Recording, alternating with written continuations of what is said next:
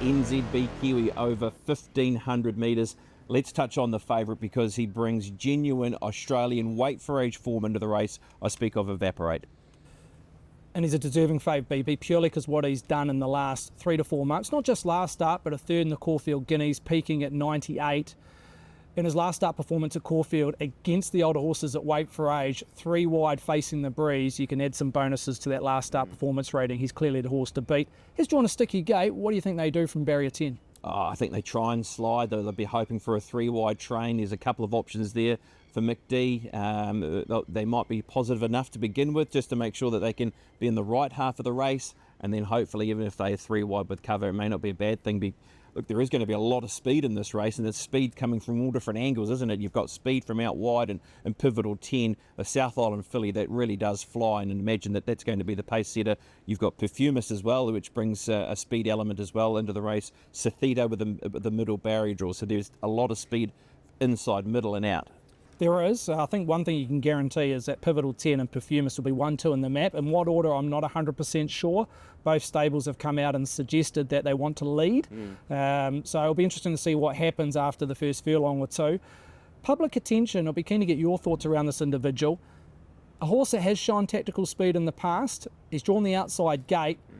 I reckon they show intent. Go forward, get that drag from Pivotal 10, who's drawn a couple inside it, and try and find that slot with a little bit of cover in the first 4 or 5. I think if they elect to go back, it'll be very hard to win. Yeah, you're almost conceding straight away, aren't you? I've got the same sort of feeling around the horse. It's a little bit like Evaporate. I'm sure they'll be wanting to try and get themselves in that right half of the race, because if you are in the first half and you're tracking the good speed, it's given you every opportunity.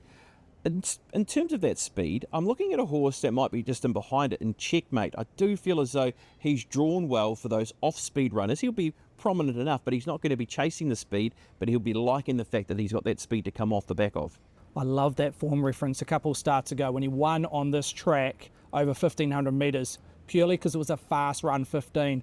And that's how I'm going to assess Saturday's race to be run. I think it'll go at least even tempo. He'll get his opportunity. As you say, he's drawn a nice barrier. He can just sit that midfield, a little bit of cover. Because previous starts he's drawn wide and they've had to go back possibly 2 or 3 pairs further than what they wanted to. So with a good gate, hopefully they can sit nowhere some midfield, a little bit of cover, he'll get his opportunity. What's your selection?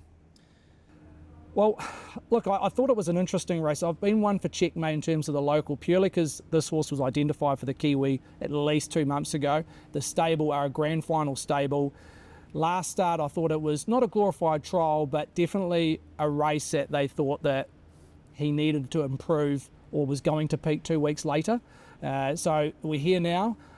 The draw is crucial. If he can sit somewhere in that, as I say, in that first half of the field, a little bit of cover, I think he'll get his opportunity purely on the race shape. Yep, I think Evaporate's the horse to beat, but I'm with Stephen as well. I do think Checkmate presents a great each-way value for the NZB Kiwi.